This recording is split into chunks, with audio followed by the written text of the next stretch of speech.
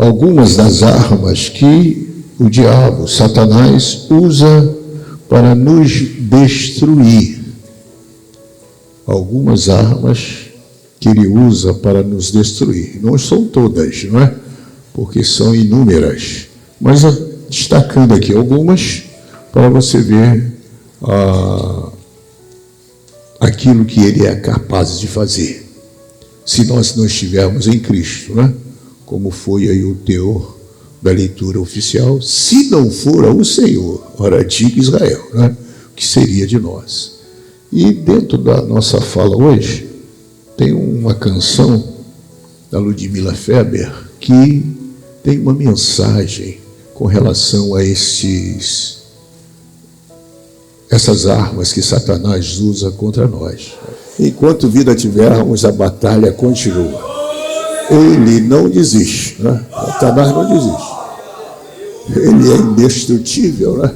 É eterno. Então, vai ser sempre diabo, vai ser sempre o tentador, né? Então, não para nunca na missão que ele achou que é dele. Meus irmãos, o livro, a carta que o apóstolo Paulo escreve aos Efésios, é uma carta muito interessante, porque ele aborda uma série de questões e situações vivenciadas pelo povo de Deus. E ele quer realmente redarguir, instruir, para que aquela igreja que tinha uma fama, e que fama tinha aquela igreja? Lá em Apocalipse, você vai ver, ela tinha como troféu o primeiro amor. E quando o apóstolo João escreve para essa igreja, ele vai dizer: tenho contra ti que deixaste o teu primeiro amor. Então era uma igreja ativa, uma igreja que procurava fazer tudo para agradar a Deus, mas precisava ser orientada. E o apóstolo Paulo está fazendo isso. E uma das coisas que ele vai falar fala de tudo, né? Você vê que ele fala sobre o relacionamento de marido e mulher. Ele fala para jovens, ele fala para os patrões, fala para os empregados, né? Faz uma série de preleção. E no final da carta, aí ele começa, finalizando, ele diz: no demais, ou seja, além do que já foi falado, eu vou fazer aqui a minha conclusão. É necessário que vocês observem isso. No demais, irmãos meus, fortalecei-vos no Senhor e na força do seu poder. Fortalecei-vos no Senhor. E é óbvio que a Bíblia também explica como é que nós vamos nos fortalecer. Aí você vai logo lá perguntar ao pai da fé, Abraão, como é que você pode ser fortalecido? Fomos fortalecidos, Abraão? Ele vai dizer, dando glória a Deus.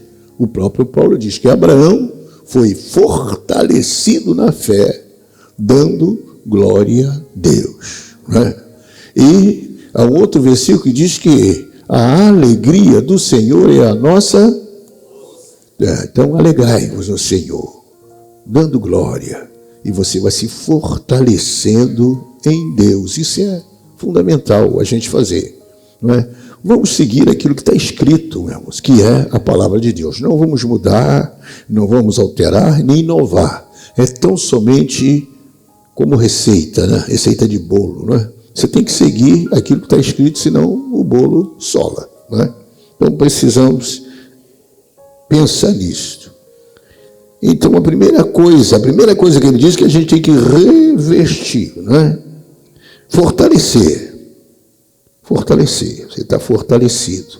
Por que essa preocupação de fortalecer no Senhor, dando glória a Deus? Aqui está um antídoto contra o mal do século, que é a depressão. Que a depressão, ela faz com que as pessoas se sintam os mais tristes do mundo, sem perspectiva, sem saída, né? Numa caverna, pronto para esperar o que der e vier, como estava Elias, né? Querendo a morte, né? Então, por isso a gente tem que manter a alegria em nossos corações. Em Ezequiel tem um quadro lá que mostra claramente o que faz a falta de alegria. O vale dos ossos secos, né? Quando o profeta profetiza que eles voltam a reviver, aí está a explicação lá por que eles ficaram sequíssimos, porque haviam perecido a esperança. E quem não tem esperança, não tem alegria, não é? Então é fundamental isso. Você fugindo, aceitando isso que a palavra diz, fugindo da depressão, ele começa a revesti-los de toda a armadura de quem? Toda a armadura de Deus. Aí, eu e você precisamos também fazer uma escolha, não é? Qual é a armadura que nós queremos usar? A de Deus ou a de Saul? A armadura de Deus ou a armadura de Saul? A armadura de Saul é pomposa. A armadura de Saul é de rei. E tem muitos embarcando nessa, né? Mas aqui a orientação é para que a gente escolha a armadura de Deus, né? Ela é especial. Por que essa armadura é a que nós temos que usar? Porque nessa batalha que nós não teremos que pelejar, porque as armas da nossa milícia não são carnais, mas sim poderosas em Deus para destruir as fortalezas, né? Então a gente tem que usar a armadura certa para receber também as armas de guerra corretas, né? E é o que Paulo aqui vai depois elencar essas armas, né? Revestivos de toda a armadura de Deus para que possais estar firmes. Para estar firme, né? Você não pode estar desesperado, sem saber o que fazer. Quem está firme é porque tomou uma posição. Soldado tem que estar posicionado. Ele tem um flanco que ele tem que defender. Ele não fica igual barata tonta. Não, ele tem que estar na posição, firme, para poder defender aquilo que lhe foi confiado, né? Revestivos de toda a armadura de Deus para que possais estar firmes contra o quê? As astutas ciladas do diabo. Não é uma ciladazinha qualquer, não. É algo bem tramado. Astutas ciladas. É algo bem programado, que a pessoa, quando olha, pensa que não, é um negócio legal, não tem nada a ver, e mais não sei o quê. Mas quando vai perceber, está todo embaraçado. Não pode correr, né? E se torna presa fácil de Satanás, né? Na época dos jogos, lá no Coliseu, no Império Romano, havia um tipo de gladiador que ele usava uma rede, né? E tinha a sua espada ou a sua lança, né? Qual a intenção dele com aquela rede? Era enredar o seu adversário, que ficava imobilizado, e aí ele enfiar a faca ou a lança onde ele achasse que devia enfiar, né? E todo o Coliseu já estava. Quando isso ele ficava imobilizado, todo mundo fazia já, queria ver sangue, né? E ele queria também ser aplaudido, acabava tirando a vida do seu colega. É isso que o diabo faz. Ele nos enreda, né? Não vê? A gente fala uma coisa aqui, outra ali, se envolve aqui, se envolve ali. Quando chega de madrugada, né? A gente diz que a oração de madrugada é melhor que a fila é menor, né? Mas em compensação também, irmãos, os problemas de enfermidade, as coisas acontecem na madrugada. É na hora que você não tem médico, é na hora que não tem alguém, aí que as coisas acontecem. E dentro de casa aí você vai orar. Quem aparece na tua mente para te atrapalhar? Satanás. Você vai orar para quê? Por quê? Você não lembra o que você acabou de fazer? Aí a pessoa se ora sem autoridade, porque está enredado, né? Está enrolado, não tem força, né? Mas ele tem que se desenrolar disso. Não pode ser enredado, né? É a história de um irmãozinho na igreja que gostava de dar muito glória a Deus e aleluia, né? E teve um dia lá que o pastor da igreja disse para ele: olha, se você hoje ficar quietinho, né, não desses glória a Deus seu alto, você vai ganhar de presente um sapato. Ele disse: tá bom, pastor. Mas o culto começou, né, aquela coisa toda e tal. E ele estava ali preso, enrolado pelo sapato, né? Aí chegou um momento que o poder de Deus foi tão grande dele que ele gritou: com sapato ou sem sapato, glória a Deus! Ele não podia deixar de glorificar o Senhor. Então, nós não podemos estar enrolado, né? Você não vê, às vezes o crente é tão enrolado que quando ele vai falar para o ímpio, eu digo: você vem que vem falar comigo? Rapaz, eu nem sabia que você era crente, né? Ou diz para mim: você é crente, o que você está fazendo aqui? Quer dizer, ele perde a autoridade. Então a gente não pode ter, a gente precisa ter cuidado com essas ciladas, porque ele arma mesmo. Entendeu? Ele arma. Eu não vi o que a Jezabel fez com o Nabote? A armação toda pronta lá. O Acabe não conseguiu resolver aquele problema. Ela: deixa comigo, filha de Satanás, né? Deixa comigo. Conheci aquele negócio todo. O que a lei diz? A lei diz isso. Então é isso aí, por aí. Arrumou testemunhas falsas, arrumou aquele cenário e mataram Nabote, né? Veio a sentença. Deus é justo, não deixa as coisas acontecer, mas você vê o que acontece com as ciladas, não é? E ele continua dizendo: porque não temeis que lutar contra a carne. Eis que é onde estou aqui mesmo. Recho de toda a amargura de Deus, para que possais estar firmes contra as astutas ciladas do diabo. Porque não temos que lutar contra carne e sangue. Essa luta de carne e sangue, ela acontece com Israel, não é? Israel tem essa luta, todo o Velho Testamento dele, ele tem uma luta carne e sangue, né?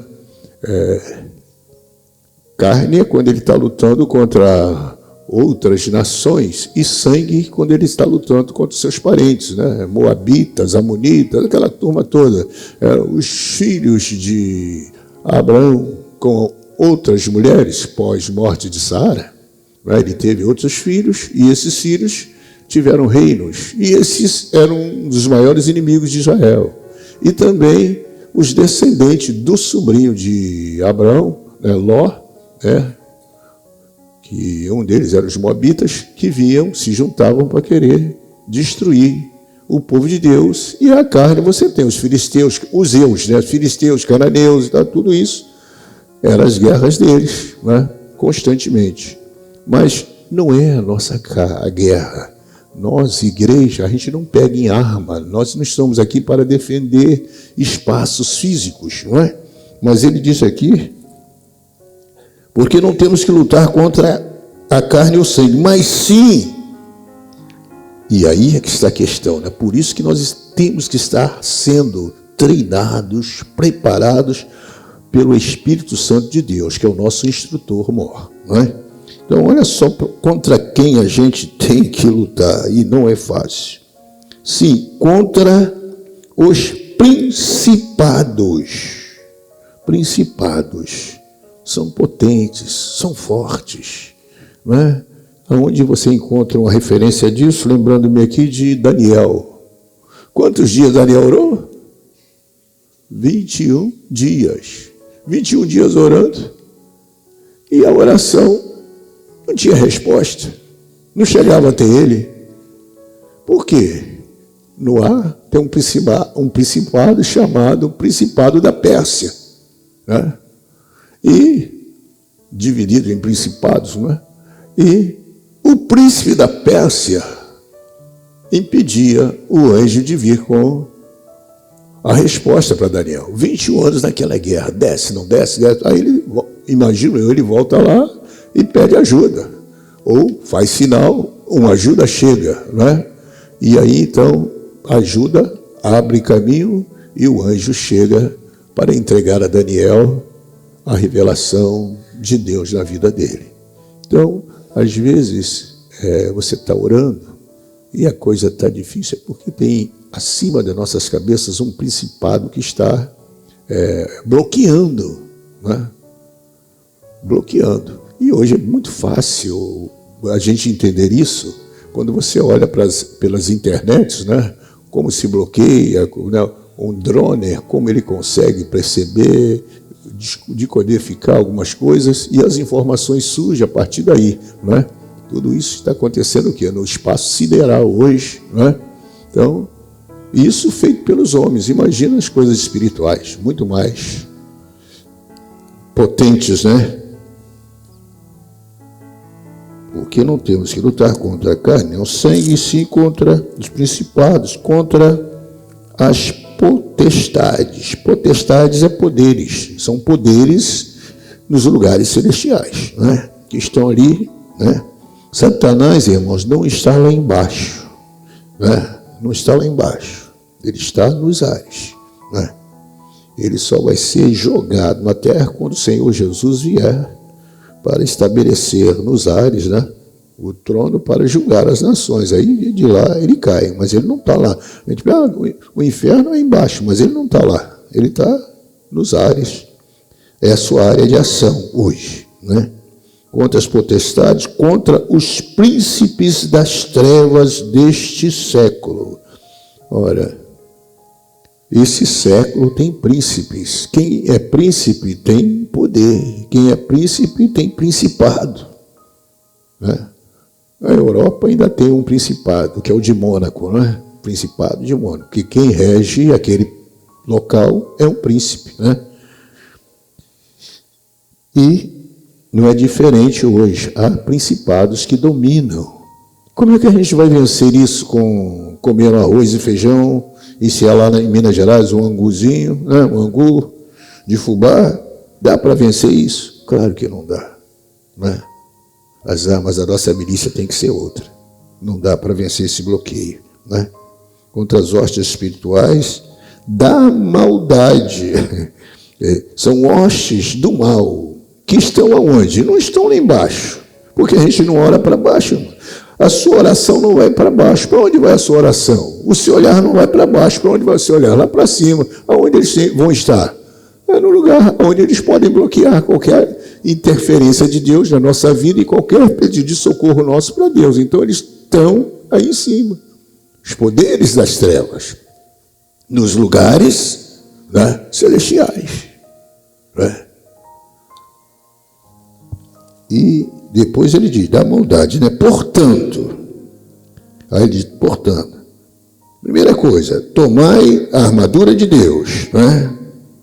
Todo soldado do tempo antigo entenderam que precisava de uma proteção para o corpo, né? E das armaduras, depois vem os cavaleiros, né? Na Idade Média, que a armadura deles eram todas de metal, né? Fechado aí, mas mesmo assim uma flecha acabava atingindo em algum lugar, né? Não eram invulneráveis, tinha algum lugar que poderiam ser atacados. Mas já lá nos dias do Antigo Testamento, né, cada império procurava desenvolver armas de guerras cada vez mais sofisticadas, né? E Paulo, quando fala em armadura, o soldado que ele tem em mente, ele conhecia alguns, né? Ele era grego e conhecia as armaduras gregas, como também era romano, conhecia as armaduras romanas, e como era hebreu, conhecia, né? Ele tinha 3 cidadanias, né? Já de cara ele falava 3 línguas, e ele dizia, por isso que eu falo mais língua que todos vocês só falam hebraico. Eu falo esse, e além do dialeto celestial, né? Então era um homem bem abalizado para nos ensinar pelo Espírito que ele nos ensinou, né? Então ele percebeu que a armadura romana era uma coisa fantástica, né? Da forma que eles faziam uso daquilo. E eles eram de uma união em guerra incrível, né? Os escudos deles eram escudos retangulares, né? E uma das armas de guerra era aquelas pedras, flechas e alguma coisa com fogo, né, que eles jogavam. Mas aqueles escudos faziam uma barreira, né?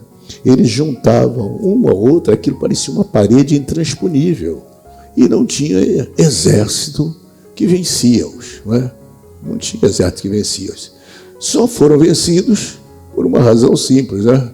Na estátua que Daniel viu, erigida, ele viu vários impérios. Então, cada um daquele império tinha o seu tempo, determinado por Deus.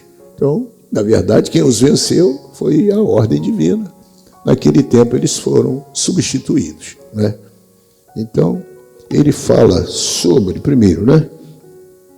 Contra este espírito de maldade, né? Portanto, tomai toda a armadura de Deus para que possais resistir no dia mau.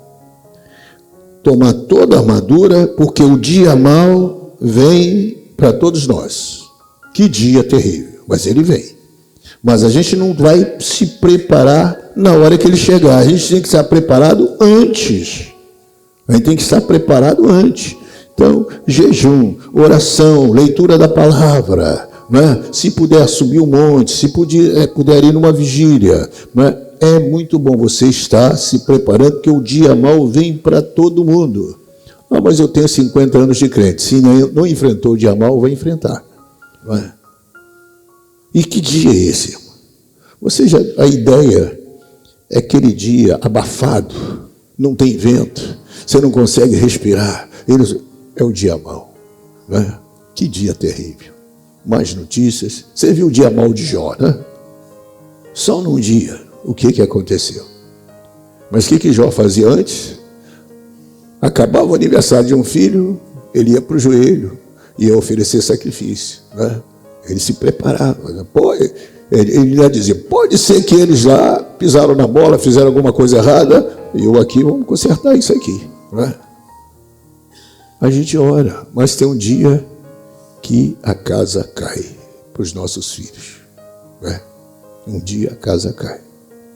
A gente tenta daqui, tenta dali, a mãe está, filho, não faz isso, filha não faz aquilo, e pronto, quero nem saber. E Deus, por misericórdia, por amor, aquele pai, aquela mãe que ora, está ali postergando. Mas um dia a casa cai, né? E nesse dia é um dia mau. E só Deus mesmo para dar vitória. Estais, pois, firmes, tendo... O que você tem que fazer para esse dia mau? Tendo cingido os vossos lombos com a verdade. O que é cingir os lombos com a verdade? É prática da palavra de Deus, não é? Jesus diz que a palavra dele é a verdade. Então nós temos que nos firmar na verdade. E vestir a couraça da justiça, né? Uma das peças da armadura é a couraça, né? Mas você não vai usar aquela couraça que era de couro, né? Que às vezes eles passavam algum óleo para que, se as flechas batessem, também escorresse, entendeu? Mas agora ele está dizendo que essa couraça não pode ser de couro, tem que ser de justiça, né? E Miqueias já perguntava, o que é que teu Deus quer de ti, homem? Senão que ames a justiça, né? Que pratique a justiça, ame o seu Deus. Tem mais um item que eu não me lembro no versículo. E calçados os pés na preparação do evangelho da paz. E calçados os pés na preparação do evangelho da paz, né? Eles tinham cuidado também de proteger os pés, né? E a proteção para nós Não é um tênis Adidas ou qualquer outro. Nossa proteção é como é que eu vou cuidar do meu pé. Deus olha para o meu pé, olha para o teu pé. Ele quer achar uma coisa que ninguém acha bonito, Deus acha. É contrário da gente, né? Que beleza tem num pé? Tem beleza no pé? Mas o que diz a Bíblia? Quão formosos são o quê? Os pés. Daquele que vai na pedicure? Oh, glória! Entendeu? É que aquele que vai andando pelo caminho, chorando e trazendo consigo a preciosa, voltará sem dúvida com alegria, trazendo consigo os molhos e os pés formosos. Não é? Os pés formosos. É coisa interessante, né? Tomando, sobretudo, o escudo da fé, com o qual podereis apagar todos os dardos inflamados do maligno. O escudo da fé, não é esse que eu falei dos romanos. É o escudo da fé. A fé vem pelo ouvir o quê? A palavra de Deus. Então você tem que ter a palavra. Quem é que fez uso desse escudo? O Senhor Jesus. Ô Jesus, olha aí para essas pedras transformar em pão. Ele diz, nem só de pão vive o homem, mas de toda a palavra. Ele combateu com o quê? Com a palavra. E se ele combate com a palavra, ele está fazendo exercício da fé. Não é? Que ele entendeu pela palavra que ele ia se defender também pela palavra. Não é?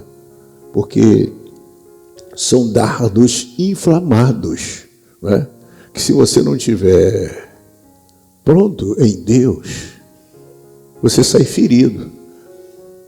Irmão, se a gente for fazer uma pesquisa, quantas pessoas feridas na igreja? Meu Deus, se a gente fosse fazer gabinete aqui, a gente ficava o ano todo e não conseguia. Muitas pessoas feridas. Por conta de quê? Por conta dos dardos inflamados.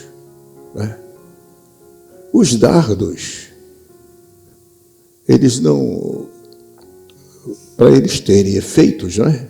Eles são feitos um instrumentozinho pequeno, de metal, coisa e tal, e fica ali, a pessoa sopra, não é? Sopra aquele dardo.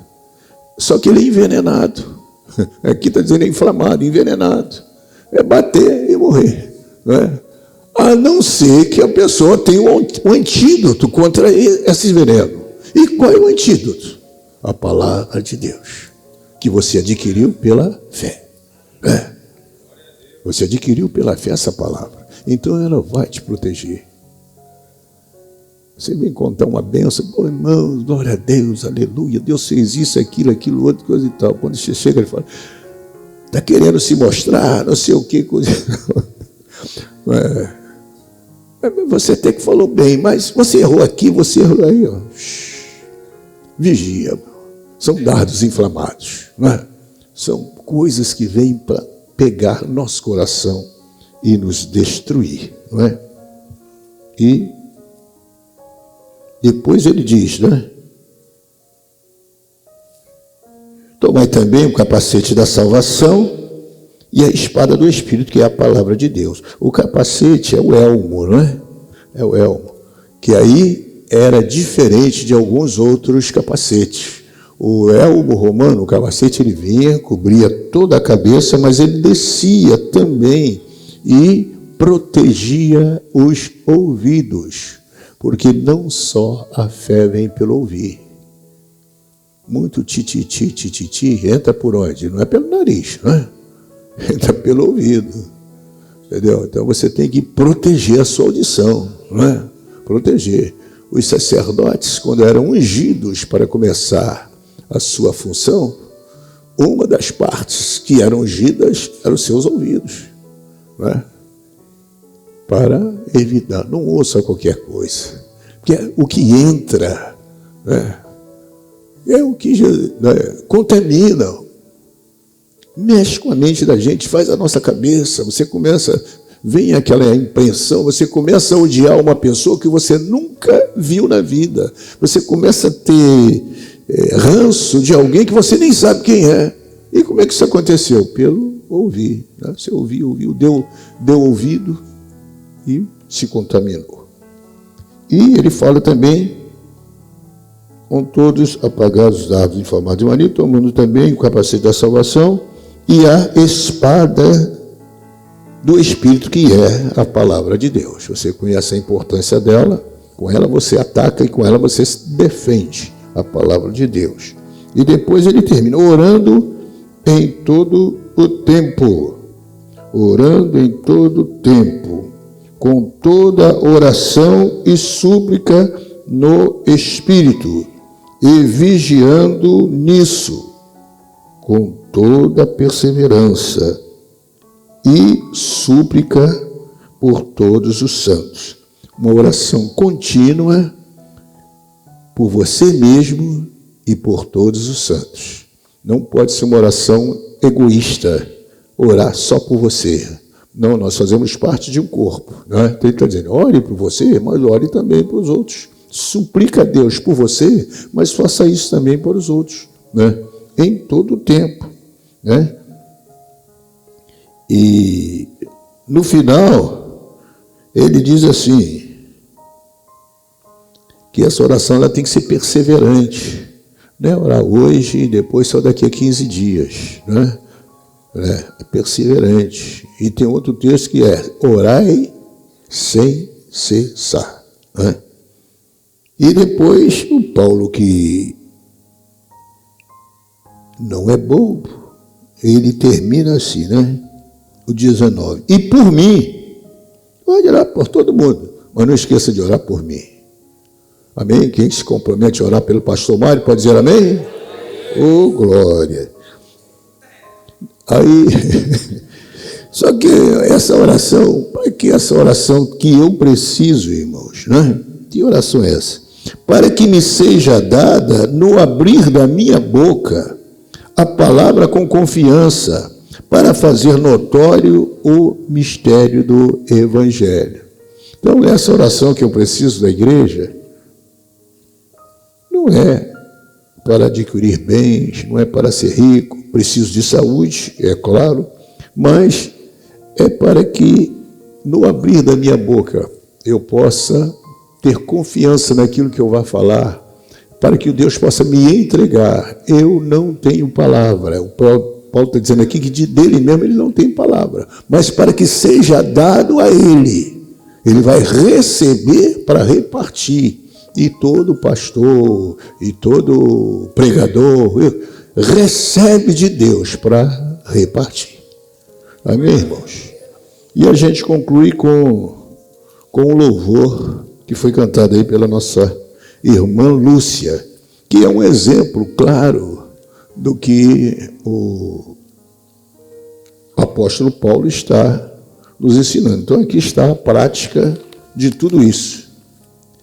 Eles começam dizendo assim, o que vem para tentar ferir o valente de Deus. O que vem, que terrível é para tirar a sua fé. Que terrível arma é usada para tirar a sua fé. Para paralisar, melhor dizendo, a sua fé. Primeira arma que o louvor diz é a ameaça. É a ameaça. Isso é uma arma poderosa. A gente treme na base. A gente fica ameaça. Elias e Jezabel. Né? Quando Jezabel é informada que seus sacerdotes foram mortos por Elias, ela manda um recado para ele. Uma ameaça, né? E você vê que a estrutura de Elias sofre, ele desaba, né? Um outro rei, não me lembro se é Ezequias ou Josafá, que recebe uma carta de ameaça, né? Vocês que são bons de Bíblia aí, lembra qual dos dois? Josafá. E o que aconteceu com ele? tremeu nas bases. Ameaça. Ameaçado. A gente sente assim. Só Deus para dar vitória. Mas é uma das formas que Ele faz. Né? Por que as pessoas têm medo de largar a macumba? Porque são ameaçados. Se você sair daqui, eu vou quebrar teu perna, tua fé vai morrer, não sei o que, coisa e tal, ameaça. E tem gente que pensa que Deus age dessa forma. Né? Não, que se eu não fizer isso, Deus vai me botar no leite. Se eu não fizer aquilo, Deus vai quebrar minha perna. Peraí, você serve a Deus ou a Baal? Não confunda. O que Elias disse, olha, a quem que você quer servir? A Deus e a Baal. O que Deus fala, Ele diz para Paulo, olha, duro é para ti se recalcitrares contra esses agriões. Deus ia pesar a mão? Não. A vida dele, a partir dali, não tinha proteção divina. Não tinha proteção divina. A pessoa está no 10º andar. Vou pular sem paraquedas. E não vou descer de elevador. Deus precisa empurrar? Deus está botando pesar a mão? Não. Ele já sabe que ele quebrou a lei da gravidade. O que vai acontecer com ele? Vai se esborrachar. Pode ficar todo quebrado ou morrer, quebrar pescoço. A gente infringe leis, né? E vem as consequências. Ele diz, não erreis. Por quê? Ele, Deus, não se deixa escarnecer. Aquilo que o homem plantar, isso também ele vai colher. E não adianta a gente vir com aquela história, Senhor, em teu nome eu fiz e aconteci, coisa. Não, você plantou. Agora é hora de colher. Não tem saída. É lei, irmãos. Deus não pode negar-se a si mesmo. Ele não pode ser contra ele. Porque se Deus for dúbio nisso, você já imaginou no trono branco, vai julgar todas as nações. Se Deus não tem uma lei firme e imutável, o que vai acontecer? Os processos lá de jurisprudência, não, peraí. Fulano e fulano fez isso, matou isso. Ué, está aqui dentro. Mas eu só matei 10, ele matou 1000. Ele matou do mesmo jeito, mas ele vai, né? O outro de 1000 entrou, por que ele não vai entrar? E aí, esse julgamento ia ser a eternidade toda, ele não ia conseguir resolver. Mas não é assim que funciona. Né? A palavra tem o seu peso, tem o seu poder. Né? Então Satanás sabe disso, ele ameaça. Mas você está escondido em Deus, você apresenta a Deus também, você não vai dizer, eu vou chegar, como alguém diz, vou pisar na cabeça do diabo. Vai nada, rapaz. A gente não quer saber quem é o diabo, não, mas você já viu em sonhos, né? Em sonhos, quando aparece um ser maligno, a gente não consegue nem falar, nem abrir a boca, quanto mais pisar na cabeça dele, irmãos. Essas são as coisas que não faz sentido, não é? Agora, a Bíblia diz que é o Senhor que o esmagará debaixo dos nossos pés. É o Senhor, é outra história, né? É outra história. Então, as ameaças deles são pesadas. Eu não vi Davi enfrentar essa ameaça com o gigante Golias. Mas Davi não se intimidou, porque a ameaça é uma intimidação, para você ficar pianinho, né? Pianinho. Você vai pregar, e aí vem ele, você vai pregar sobre isso? Você vai falar sobre o Espírito Santo, você não é batizado, né? Essa situação aí, mas você tem isso em casa, né? Ele quer te intimidar, e você, né? Mas em nome de Jesus, você faz uso da palavra. Não é a tua justiça, é a justiça de Deus, né? Ameaça. E o outro elemento que ele usa é o medo. É o medo. E sucedeu que depois disso os filhos de Moabe, os filhos de Amon, e com ele outros dos amonitas vieram a pelejar contra Josafá. Então vieram alguns que avisaram a Josafá, dizendo: vem contra ti uma grande multidão do mar e Síria. O outro era Ezequias, né? Ele recebe a carta e vai orar, e Isaías vai ao encontro dele. Aqui é quando ele recebe o Josafá, né? Josafá, no entanto, não deixou o medo paralisar a sua fé. Cansado, né? Não deixou o medo paralisar, né? Ele vai buscar a ajuda de Deus, ele convoca o povo, né? Convoca o povo. E aí diz: povo, vem para cá. Vamos orar. Primeiro, vamos jejuar, vamos orar, vamos buscar o Senhor. Mas ele não só pede oração, o rei, né, se humilha, e o rei desce, e o rei também ora. E Deus atenta para a oração daquele homem. Senhor, eu estou vendo, senhor, olha, essa turma aí, meus parentes, nos cercaram, estão contra nós. Lá, quando a gente passou lá, só falou para a gente não fazer nada com eles. Mas agora eles vêm contra a gente, Deus. Tu está vendo isso aí? Agora, olha a multidão deles, olha quem nós somos. Em número, a gente não tem nem... É só levantar a bandeira, não dá. Vai ser um massacre. Mas ele para, peraí, Senhor, eu não vou olhar para essa multidão, não. Sei que ela é grande. Sabe o que eu vou fazer? Eu vou mudar o foco. Ao invés de orar para eles, eu vou orar para ti. Porém, os meus olhos estão postos em ti. Na hora do medo, irmãos, olhe para Deus, olhe para Jesus. Ele vai fortalecer a sua fé. Aleluia. Oh, glória a Deus. Cansaço. Depois a música diz o seguinte, que tem cansaço, desânimo, logo após uma vitória. A mistura de um desgaste com um contra-ataque do mal. O exemplo aqui é o Sansão, né?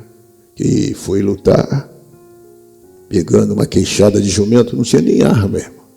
Queixada de jumento é mais um maiorzinho, talvez de que um palmo. Mas aquilo dali tinha que matar 1000 filisteus.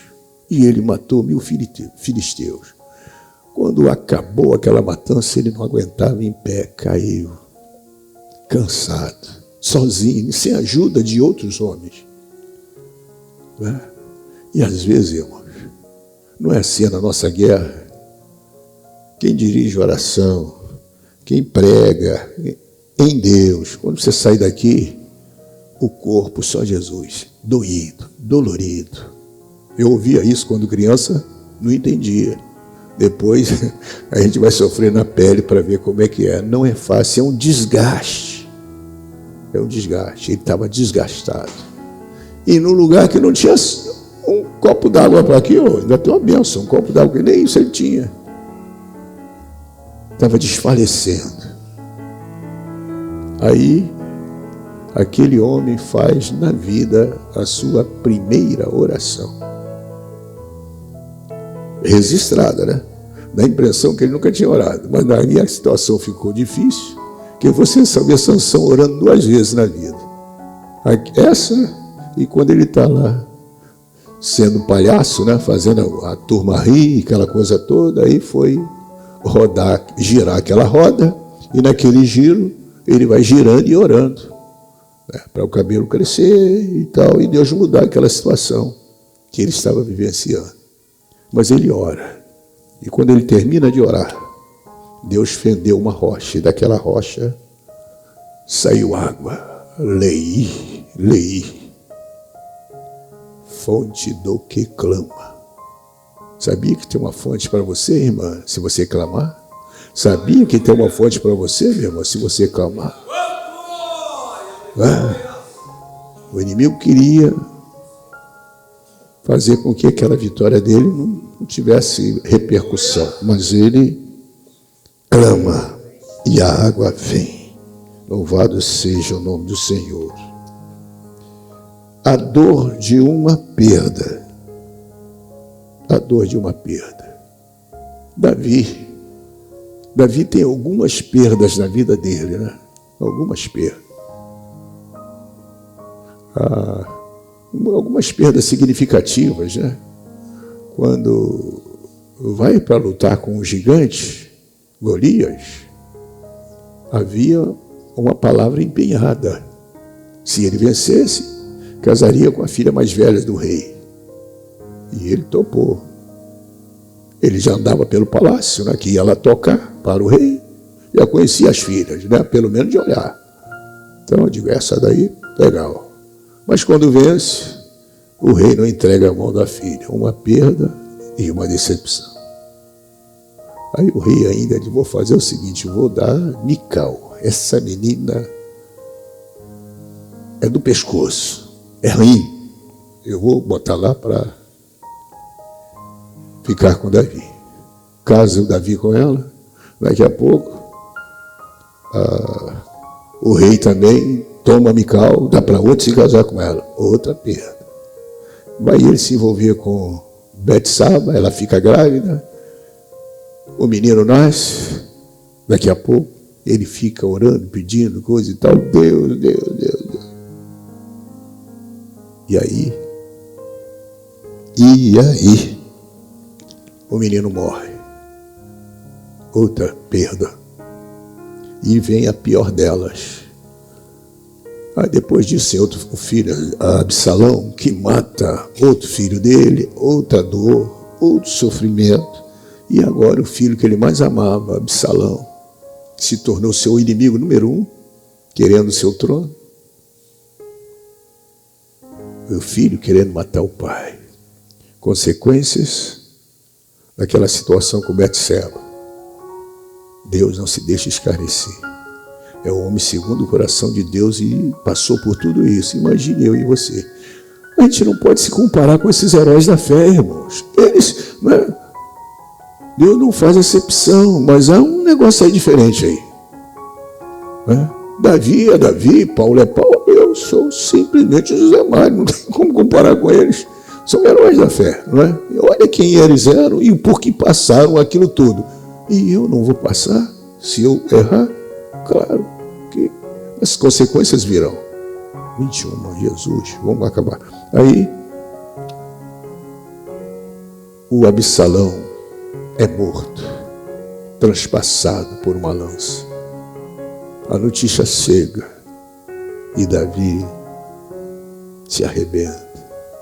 Absalão, Absalão, meu filho, quem me dera morrer por ti.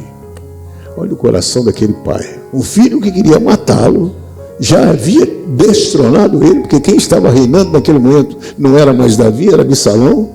Quem estava em Jerusalém era Absalão. Davi teve que fugir para não lutar com o filho, mas não teve jeito. Ele passa por essa dor. Não é?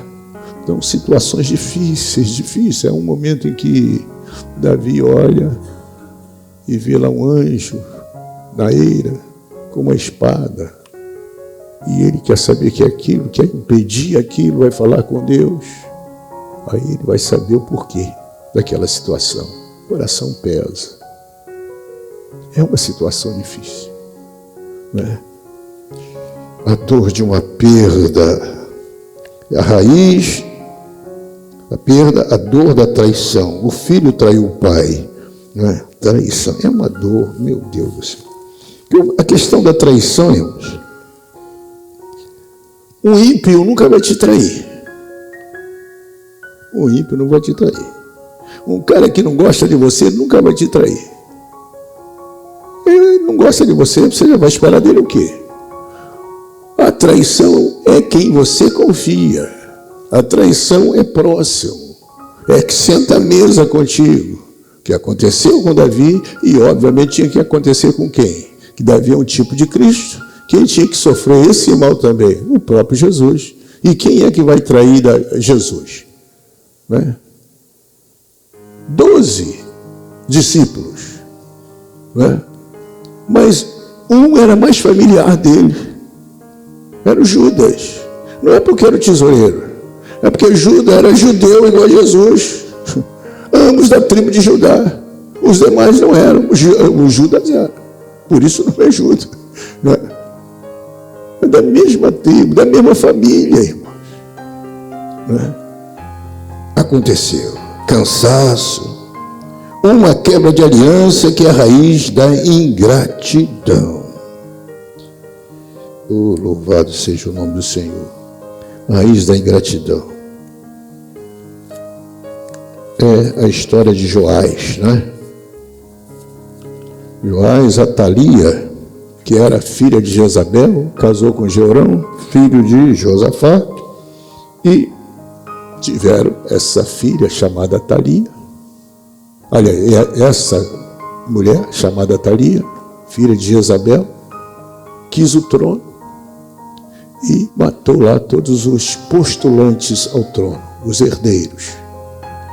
E Joiada pega o menino Joás e esconde ele na recâmara e cria aquele menino ali como se fosse seu filho, junto com seus filhos, cuida.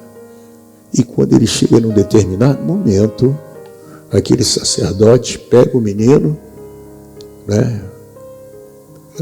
Não era nem adolescente, não me lembro se era 8 ou 10 anos, e faz ali um edito, convoca os soldados e tal, e proclamam o Joás rei, porque era, de fato, o candidato com direito ao trono. Ele era o sucessor de fato. Há uma rebelião, uma luta, ela é morta e ele é colocado no trono. Ensinado dentro da palavra, dos preceitos da Bíblia Sagrada, a lei, os mandamentos. E quando Joiada morre, o menino, o rei, agora se desvia. E aí vem o outro lado dele, né? Deixou o lado do pai, né? Josafá, né? O avô, para se voltar para o lado de Acabe. Ao invés de servir o Deus dos pais, que era Davi, Josafá e os demais, ele vai servir o outro lado de Israel, os deuses pagãos, né? E Deus foi chamá-lo a atenção através do filho de Joiada, que era profeta, e foram criados juntos. Aí o que faz a ingratidão? Esse rei não gostou da mensagem e mandou executar aquele que praticamente era irmão dele. Não se lembrou do que o pai daquele moço fez por ele. Uma grande ingratidão. Mas terminou mal. Terminou mal. Em tempos de guerra, irmãos, não abaixe a guarda. Não abaixe a guarda. Cuidado nas comemorações de vitória. Cuidado. É um momento onde nós estamos mais frágeis. Aí você vê isso também em Gideão. Leva o pessoal lá para beber água, Gideão. Tempo de guerra. O que faz aqueles que desceram com Gideão? Os 10.000. Né? Chegaram lá, 9.700. Pensavam que estavam num parque de diversão. Pensavam que estavam de brincadeira. Largaram as armas para lá e foram beber água. Eles estão em tempo de quê? De passeio? É tempo de guerra. Então não pode se descuidar. E eles se descuidaram. E Gideão, manda embora. Não vai dar. Senhor, só sobrou aí esses 300. É com esse que você vai ser vitorioso. Entendeu? Esteja atento, irmãos. Atento em Deus, em todo movimento. Não se precipite em palavras. Não sai pegando faca querendo calma. Uracabachai e reabaçar. Aprenda a ouvir e a ler o tempo e o momento. Tudo tem o seu tempo determinado. A gente quer resolver. Isso é problemas que nós vamos resolver, arranjar. Ouça. E leve a Deus tudo aquilo que você ouviu. Faz como Josafá. Deus, olha a minha situação. Ele se mostrou frágil, precisando da ajuda de Deus. Imagina Deus dizendo: Josafá, essa peleja, imaginou, ele diz, essa peleja agora não é mais tua. Desse jeito que você se pôs, essa peleja não é mais tua, agora é minha. Descansa em mim. Então o que eu faço, Deus? E adora. Eu saio à luta, vai para a luta, mas vai adorando. Já resolvi o problema, mas vamos fazer culto. Você vai agora, não é para a guerra, você vai para o culto de ações de graça. Está lá, no vale. Vamos lá. Lá vocês vão cultuar e ainda vai ter presente, né? Foram. E a vitória, quando chegaram lá, já estava tudo resolvido, e os presentes tudo lá pronto para eles carregar, e levaram-se dias, né? Carregando os despojos de guerra. Estejamos de pé, meus irmãos. Em tempo de guerra.